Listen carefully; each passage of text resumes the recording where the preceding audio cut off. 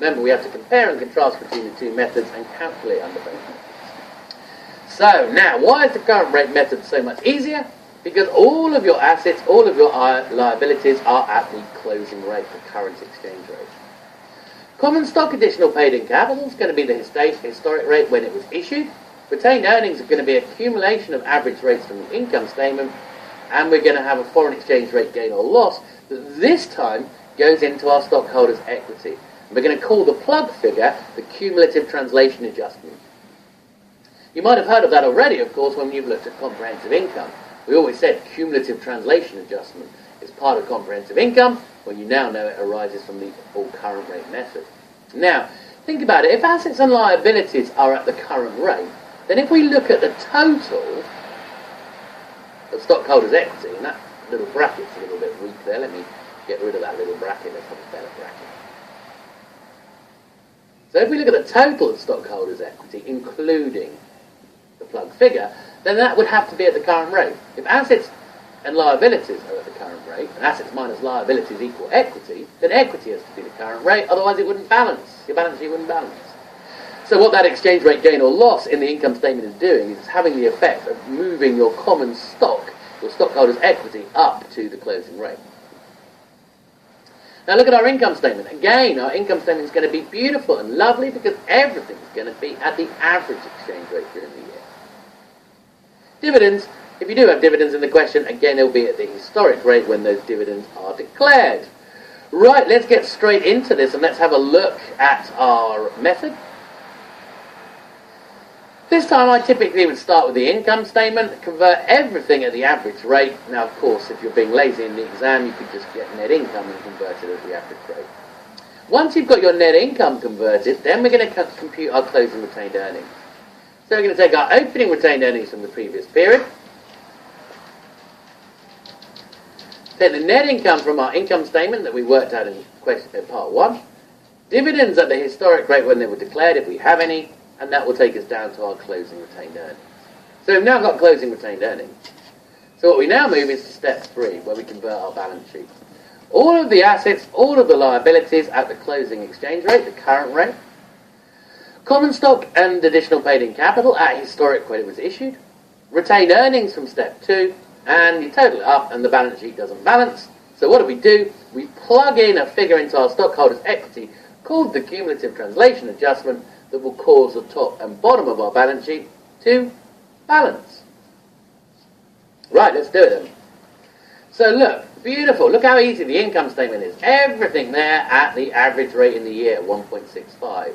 So again, you could take a shortcut here and just take your 600 euros and multiply by 1.65 to get the 990 net income in US dollars. Okay, once we've done that, we need to do our reconciliation of retained earnings. Opening retained earnings, just last year's figure. Okay, so we're told $300. Net income from step 1, 990. Dividends, we don't have any, so 0, giving us 1,290. Once we've got that, on to step 3, the balance sheet. Look at that, all of our assets at the closing rate. So again, you could cheat here or take a shortcut and just take your 3,000, your total assets, and multiply by 1.8, and you get 5,400. Okay, accounts payable, long-term debt. Again, all of our liabilities at the closing rate of 1.8, giving us 360 and 2,700. Common stock, additional paid-in capital at its historic rate. Retained earnings, well, we derived that already from the previous calculation, from the previous slide, 1,290. Now, of course, if we leave it at that, and if we just temporarily ignore our cumulative translation adjustment, of course, our balance sheet would not balance. Because total assets are 5,400, but liabilities plus stockholders' equity, 360 plus 2,700 plus 750 plus 1,290, it would only come to 5,100, so we plug in the cumulative translation adjustment of 300 to get the top and bottom to agree. Now just be careful, the exchange rate gain or loss is not the cumulative translation adjustment.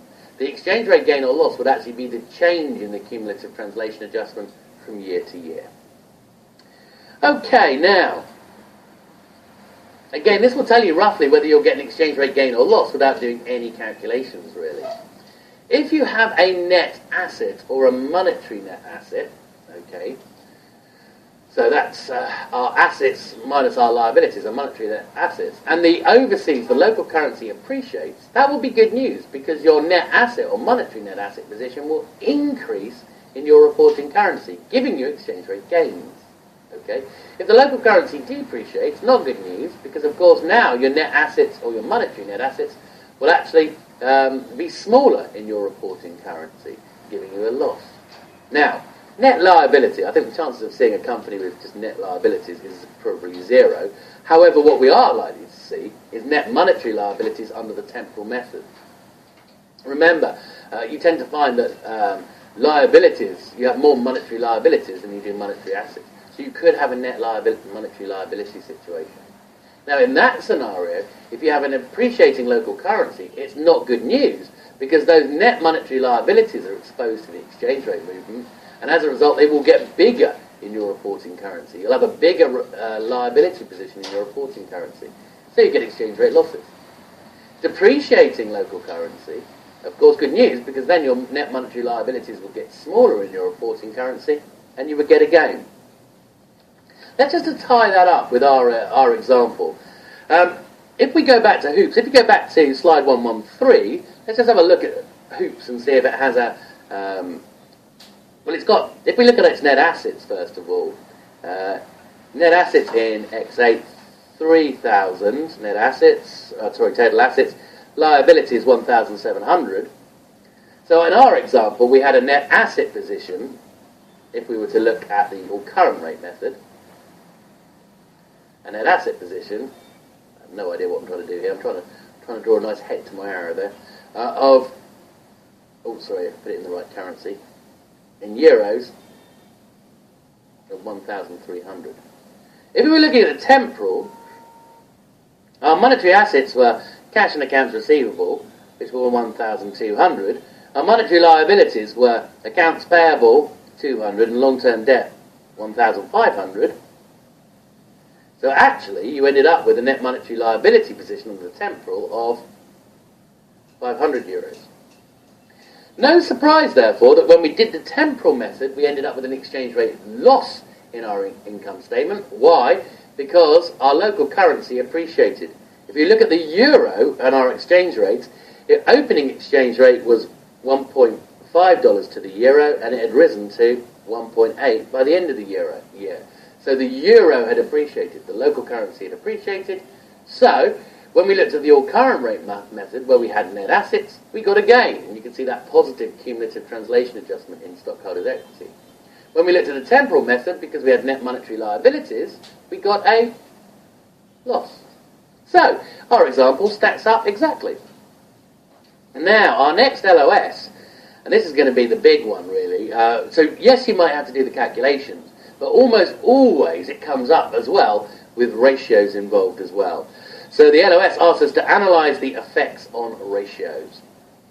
Now, if we're looking at the current rate method, translation, and comparing that to the local currency ratios, there is going to be no distortion at all when we look at pure ratios. Now, what is a pure ratio? Both numerator and denominator are from the balance sheet, or both numerator and denominator are from the income statement. Well, under the all-current rate method, because the balance sheets are all at closing rate, and because the income statements are all at average rate, if you're looking at a pure ratio, you get no distortion. You'll get exactly the same result as the local currency ratio. However, when you start to look at mixed ratios, you are going to pick up on distortions. And it's because, of course, mixed ratio, remember, numerator comes, let's say, from the balance sheet, denominator from the income statement, or vice versa. So mixed ratios, you are going to get a distortion because the balance sheet's at closing rate, whereas the income statement, of course, is at average rate. So when you're looking at mixed ratios, you're going to get impacts on your ratios, even though it's really as a result of the accounting method used rather than real exchange rate gains and losses. Now, when we look at the temporal method, oh my goodness me, we're all over the place. Now, of course, with the temporal method, if you're looking at your balance sheet, some things are at current, some things are historic. If you're looking at your income statement, some things are average, some things are at historic. So it's much more difficult to analyse. So best to analyse your ratios individually. Look at the numerator, look at the denominator of your ratio, and ask yourself, what is affected in each one. I'll show you the steps to go through, really. So, look at the local currency. Is it appreciating? Is it depreciating? Examine the numerator of your calculation. It's translated at what? Is it a current rate? Is it an average rate? Is it a historic rate? If it's an historic rate, it's not going to be affected by the currency appreciating or depreciating. If it's the current rate, of course, it will, or average rate, it will be affected by appreciation or depreciation. So ask yourself, will the numerator be larger or smaller under the temporal or the all current rate method? Then do exactly the same on your denominator to determine the overall impact on your ratio. So let me give you an example. Let's do fixed assets turnover with an appreciating local currency. Now, fixed asset turnover, of course, is sales over our fixed assets. Normally, our tangible fixed assets are PP&E. Now, of course, if our local currency is appreciating, the closing rate is bigger than the average rate, is bigger than the beginning rate. Now, our numerator, whether we're looking at temporal or all current, that is going to be at the average rate. Our fixed assets, of course, under the all current rate method, are going to be at closing. Closing under, I'll just call it AC all current. Whereas, of course, under temporal, they're going to be at historic.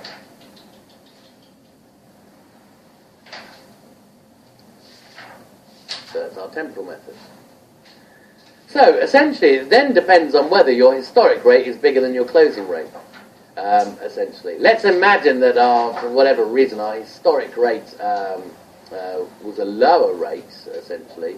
That means you'd get a lower fixed assets and under the temporal method, which would mean you get a higher fixed asset turnover. So again, I don't quite like the way it says, oh yeah, on this second bullet point here, it just says denominator translated at a lower historical rate. Well, you'd need to know what the historical rate was compared to the closing rate. You know, you can't just say because it's historical it's lower. You know, exchange rates fluctuate over time. Historical rates could have been higher than the current rates. So you do need to look at that. Now, what I've done in a moment of excitement is I've gone through and produced some key ratios for Hoops Limited. First column gives us our local currency ratios. There we go. Gross margin, net margin, long-term debt to equity, leverage, inventory turnover, accounts receivable turnover, asset turnover, ROE and ROA. And I've done them all in the local currency. Now, of course, our first few ratios there are all pure ratios.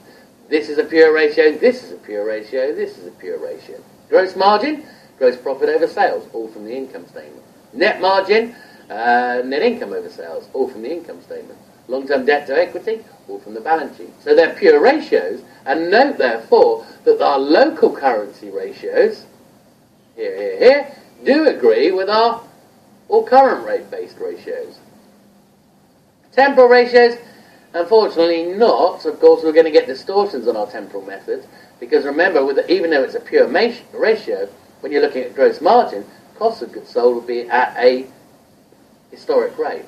When we look at net margin, we know, of course, again, the problem is sales would be at average, but we'd have depreciation and cost of goods sold at historics. When we look at long-term debt and equity, of course, we know that we've got non-monetary assets and liabilities in our balance sheet. So you get distortions under the temporal. Now note, when we look at our non-pure ratios, our mixed ratios, so our inventory turnover, our accounts receivable turnover, our asset turnover, ROE and ROA, then our local currency ratios differ even from our current rate ratios. And again, it's because you're using closing for the balance sheet, but average in the income statement. Whereas, of course, when we look at the temporal method, we're looking at all sorts of mixes here. Closing and historic in the balance sheet, average and historic in the income statement. There's one ratio that's the same, and that's asset turnover, but that is a complete and bizarre fluke, okay, under the temporal method. Excellent, so you will be calculating ratios. I almost guarantee it if it comes up in the exam, and it does come up in the exam very, very frequently. So we need to finish off this reading by illustrating and analysing the treatment in hyperinflationary economies. Now, in a hyperinflationary economy, we first of all need to define what it is. Cumulative inflation rate, compound inflation rate, greater than 100%. Now, it says in hyperinflation, using the current rate method results in lower asset and liability values. Well, of course it does, essentially. But what we're really particularly worried about is our non-monetary assets and liabilities. Now, if we think about our non-monetary assets and liabilities for a second, non-monetary assets and liabilities, if we're going to use the current rate method, would be affected by the exchange rate. So first of all, let's think about why we get lower asset and liability values. In a hyperinflationary environment, of course, if inflation is high, your exports appear expensive to overseas consumers, your imports appear very, very cheap, of course.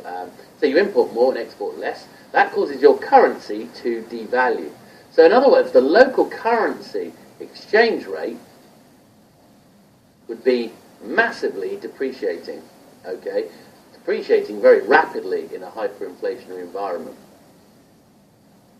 Now, what that means, of course, therefore, is if we apply those closing exchange rates to assets and liabilities, we're going to get lower value.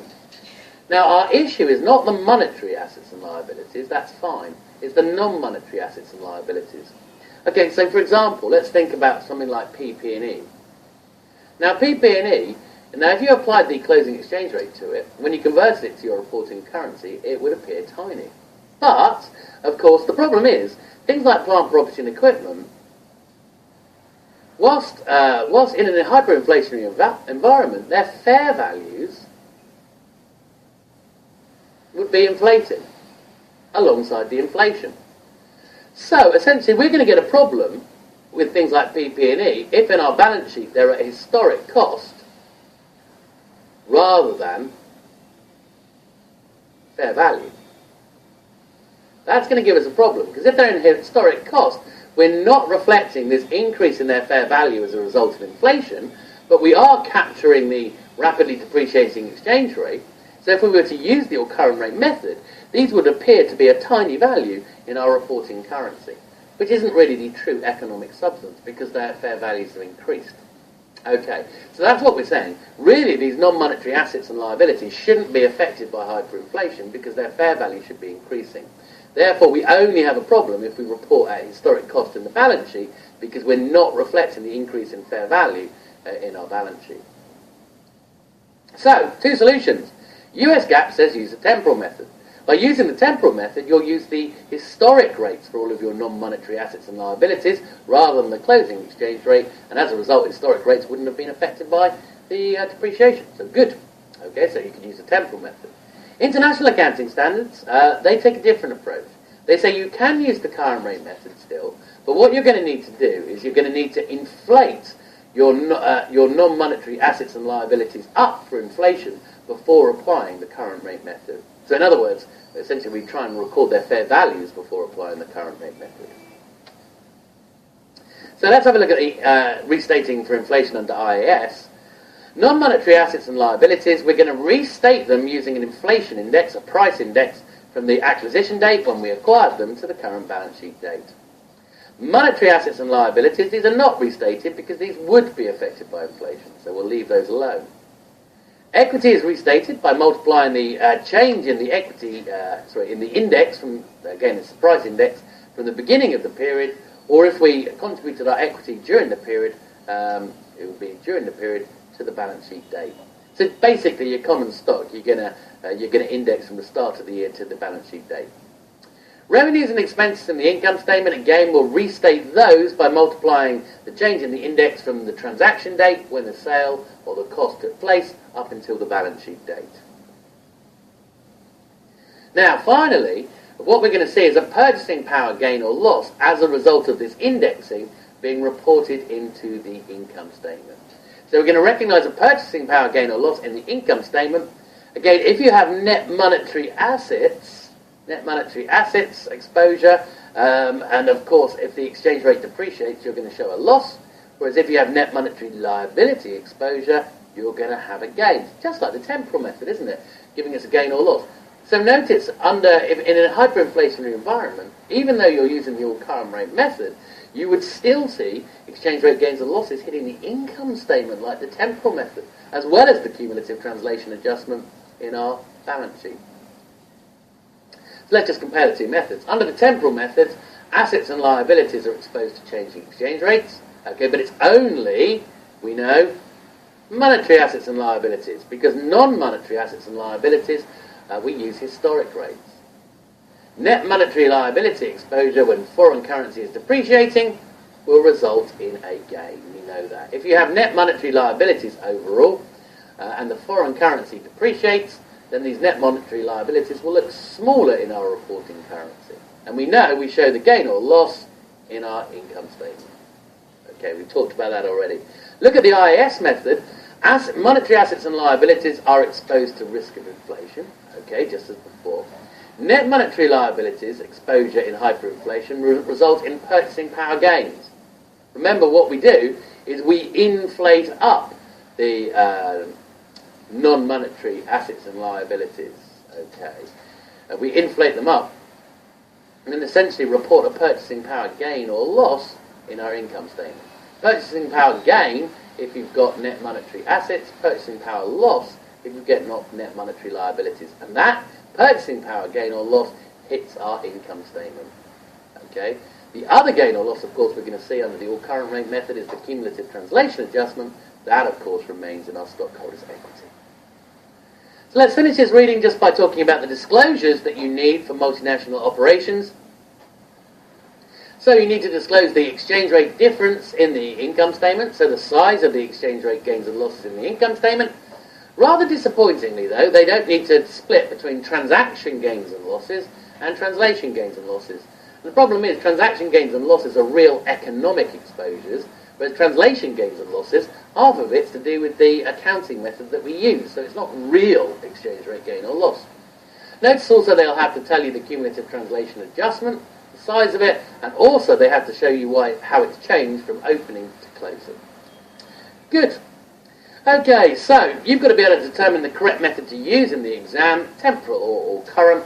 You've got to be able to convert a subsidiary's financial statements, and then ratios. You're probably going to have to say how those ratios affected under the temporal or all current rate method. Excellent. And that is the end.